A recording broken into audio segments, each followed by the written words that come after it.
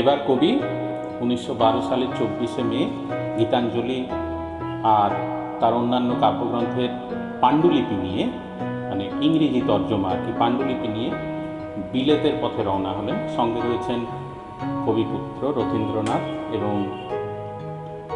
তার পত্নী প্রতিমা দেবী। পৌঁছলেন 16 তারিখে, 16ই জুন। টিউব রেলে চড়ে, ওখানে এক ঘটনা হয়, টিউব রেলে চড়ে উনি সফরকালে তার যে পাণ্ডুলিপি ছিল সেই পাণ্ডুলিপি গেল ট্রেনে হারিয়ে। এবার কি হবে? পাণ্ডুলিপি কোথায় পাওয়া যায়? এত কষ্টের ইংরেজি তর্জমা। যাই হোক, লস্ট প্রপার্টি থেকে সেটাকে হয়তো পরের দিন উদ্ধার করা হলো। সেই পাণ্ডুলিপি কবি রথেনস্টাইনের হাতে তুলে দিলেন। এবার রথেনস্টাইন সেই পাণ্ডুলিপির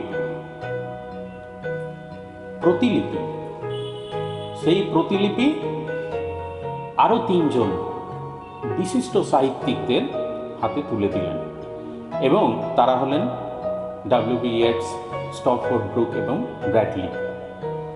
এক সান্ধ্য বৈঠকের আয়োজন হল রথেনস্টাইনের বাড়িতে, যেখানে গীতাঞ্জলি পাঠের আসর। এখানে ডব্লিউ.বি. ইয়েটস গীতাঞ্জলি পাঠ করবেন এক সন্ধেবেলা।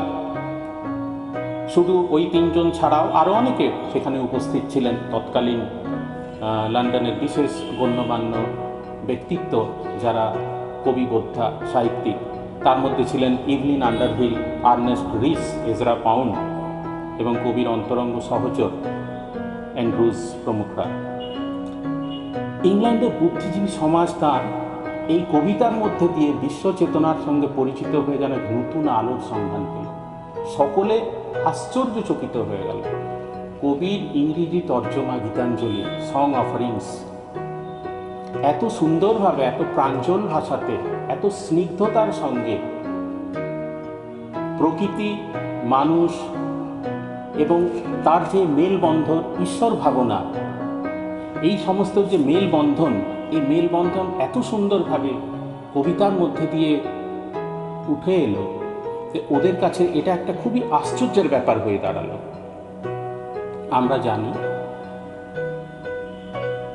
রথীন্দ্রনাথ বলেছেন এক সময়, রথীন্দ্রনাথের কথাতে আমরা জানি, যখন কবি সেই শিলাইদয়ে তার ইংরেজি অনুবাদ করছিলেন, তখন সেখানে এক বৈষ্ণবী এবং কিছু সুফি সম্প্রদায়ের মানুষের সঙ্গে তার আলাপচারিতা হয়, এবং ঈশ্বর চেতনার একটা নতুন দিগন্ত হয়তো উনি সেখানে আবিষ্কার করেছিলেন, যা ওনার এই কাব্যগ্রন্থের মধ্যে পরবর্তীকালে ফুটিয়ে তুলতে পেরেছিলেন বলাই বাহুল্য।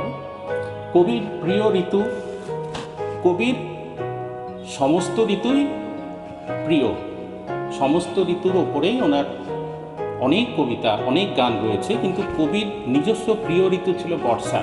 বর্ষা নিয়ে উনি প্রচুর গান লিখেছেন। আকাশে হয়তো মেঘ জমেছে, ঘন কালো মেঘ, স্লেট নিয়ে হয়তো রবীন্দ্রনাথ ঠাকুর কিছু রচনা লিখলেন।